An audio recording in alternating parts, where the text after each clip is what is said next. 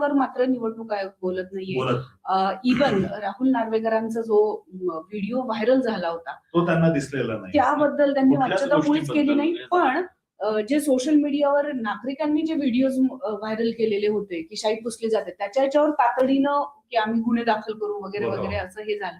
हे खरं तर फारच संशयास्पद आहे आणि निवडणूक आयोग अगदी पहिल्यापासूनच म्हणजे निवडणूक ज्या पद्धतीनं घेतल्या जात आहेत त्याच्यावरही शंका उपस्थित करण्यासारखं आहे का? प्रशांत सर, तुमचं काय म्हणणं आहे?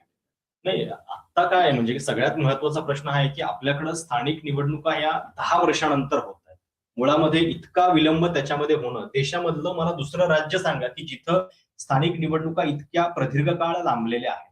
दुसरी गोष्ट म्हणजे मुंबई महानगरपालिकेची निवडणूक 74,000 कोटींचं बजेट आहे आणि इतकं मोठं बजेट तुम्ही गेल्या 3 वर्षांपासून लोकनियुक्त प्रतिनिधींच्या ऐवजी एका प्रशासकाच्या हातामध्ये देता आणि तो माणूस एक सरकारच्या मर्जीनुसार सगळं ठरवतोय की इथं काय होणार आणि काय नाही. हेच मुळामध्ये आपल्या लोकशाहीला धरून नाहीये आणि इतक्या वर्षानंतर जेव्हा निवडणुका घेत असतात तेव्हा किमान तुमची तयारी पाहिजे, ती तयारी याच्यामध्ये दिसलेली नाहीये. हा सगळ्यात पहिला मुद्दा आहे. आणि किती घोळ सांगायचे म्हणजे नगरपालिकेची निवडणूक सुरू झाली तेव्हा तर अशी वेळ आली की ऐन निवडणुकीच्या दरम्यान प्रकरण कोर्टामध्ये गेलं आणि ओबीसीच्या राजकीय आरक्षणाचा घोळ सगळा घातला गेला. आता सुद्धा जे निकाल आलेले आहेत ते अंतिम निकालाच्या अधीन असणार आहेत अशी त्याला नियम आणि शर्ती लागू अशा पद्धतीचा एक स्टार देऊन त्यांना प्रमाणपत्र मिळणार आहे. जवळ आपल्या बरोबर सोहित मिश्रा जे आहेत ते फील्डवरनं जोडले गेलेले आहेत. आपण जरा त्यांच्याशी चर्चा करूया. सोहित जी, हम अभी बात कर रहे थे कि कैसे ये जो इलेक्शन है ये इम्पोर्टेंट है, क्यों इम्पोर्टेंट है? इसका बजट जो है, जो मुंबई या पीसीएमसी का बजट भी है, जो कॉर्पोरेशन का, वो भी इम्पोर्टेंट बताया जाता है. तो आपको क्या लगता है? आप फील्ड पर गए थे, आपने बहुत लोगों से बात भी की है.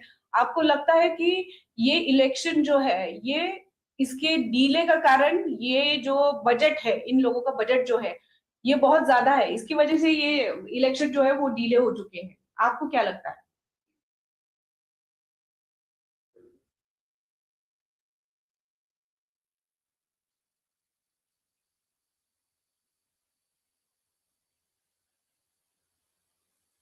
प्रयत्न करूया आज दिवसभर. आणि होय, हे खरं आहे की मुंबईत खरं तर 2022ला इलेक्शन झालं पाहिजे होतं, पण तेव्हा नाही झालेलं आहे.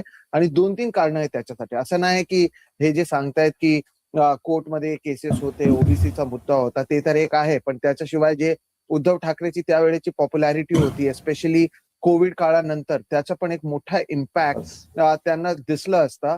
And at the same time आपण हे पण बघितलं की कसं शिवसेनाला त्यांना तोडायचं होतं.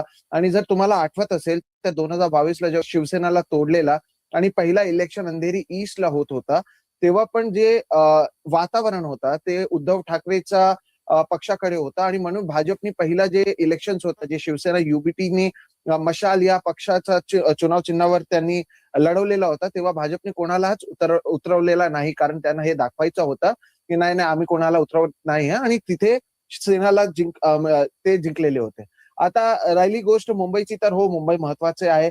आणि याच्यावर राज ठाकरेंनी जसा प्रेझेंटेशन दिलेला 4-5 मिनिटाचा, त्याच्यातून हे कळतंय की साम दाम दंड भेद काहीचा वापर करून त्यांना हे दाखवायचं आहे की त्यांचे जे उद्योगपती फ्रेंड्स आहेत, त्यांचे जे उद्योगपती मित्र आहेत, त्यांच्यासाठी त्यांना मुंबई जिंकायचीच आहे. आणि म्हणून आम्ही बघतोय की याच्यासाठी एवढे पैसे दिले जात आहे या इलेक्शन्स मध्ये. याचा आधी कधीही असं बघितलेला नाही की 4,000, 5,000 पर वोट. मी तुम्हाला सांगतोय, मला ऐकायला आलंय पर वोट 5,000 रुपीज जर तुम्ही देतायत एक म्युन्सिपल इलेक्शन साठी. आणि टीव्हीचे जर मी सांगितलं तर नॅशनल मीडियाचे जे अँकर्स आहेत, जर ते मुंबईला एक म्युन्सिपल इलेक्शन साठी येत आहेत, तुम्ही अण्णामलई पासून मनोज तिवारी पासून सगळ्यांना मुंबईला बोलवताय, याच्यातून तुम्हाला कळतं की हे जे इलेक्शन्स आहे ते भाजप आणि शिंदेसाठी किती महत्वाचे आहे. आणि ऍट द सेम टाइम जर आपण ठाकरे बंधूंचं सांगितलं तर त्यांच्यासाठी पण हे करो या मरोची स्थिती इथे आहे. जर मुंबई त्यांच्या हातातून गेली तर जे एक एक करून आम्ही बघतोय की शिंदेकडे लोक हळूहळू जायला लागले आहेत, त्याच्यात अजून वाढ होऊ शकतं. कारण तुम्हाला कळलं पाहिजे की जेव्हा आम्ही विचारतो पण, आणि मी इथे पण लोकांना विचारलं जे इलेक्शनच्या आधी गेले त्या साईडला, एक तर त्यांना तिकीट नाही मिळाले. एक गोष्ट जे सगळे सांगतात ते हे आहे की ठाकरेंकडे रिसोर्सेस नाही. आता रिसोर्सेस म्हणजे जर तुम्ही पॉवरमध्ये नाही आहे, जर तुमच्याकडे मनी इन्फ्लो नाही आहे, किंवा तुम्ही लोकांचे काम नाही करू शकत, तर नेत्यांकडे लोक येणार नाही, मग लोक तुम्हाला रिस्पेक्ट देणार नाही. हे पण एक कारण आहे ज्याच्यामुळे आम्ही बघतोय की एक एक करून जे लोक आहेत ते ठाकरेंकडून जात आहेत आणि शिंदे किंवा भाजपमध्ये ते जॉईन होत आहेत. म्हणून आजची जी निवडणूक आहे, एस्पेशली मुंबईची जर मी सांगायला गेलो तर हे खूप महत्वाचे असेल. मी हे पण सांगू शकतो की काल जेव्हा एक्झिट पोलचे डेटा समोर आला त्याच्यानंतर पण माझा आदित्य ठाकरेशी बोलणं झालं होतं. त्यांना मी विचारलं की तुम्हाला हे पटतंय का, हे जे डेटा आलाय, कारण तुम्ही ग्राउंडवर होता आणि असा डेटा. तर त्यांचं पण म्हणणं आहे की एवढी वाईट स्थिती नव्हती जसे हे दाखवतायत. त्यांचं पण असं म्हणणं होतं की लोकसभामध्ये जसा अंडर करंट होता तो अंडर करंट आदित्य ठाकरेंनी बघितला. आणि हे लक्षात ठेवा की त्यांनी 2012चे पण इलेक्शन्स बघितले होते, 2017चे पण इलेक्शन्स बघितले होते आणि आता 2025-26 ला हे इलेक्शन्स होत आहे.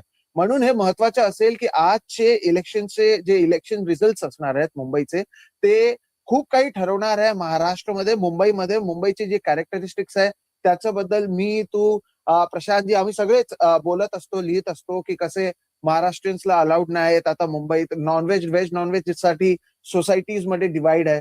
तर आजचे जे इलेक्शन रिझल्ट येणार आहेत त्याच्यानंतर पण मुंबईची भविष्याची कॅरेक्टरिस्टिक्स काय असणार आहे त्याचा एक अंदाज तरी किमान आपल्याला मिळणार आहे. अगदी बरोबर आहे. खरं तर ही निवडणूक जी आहे ती 29 महापालिकांची आहे.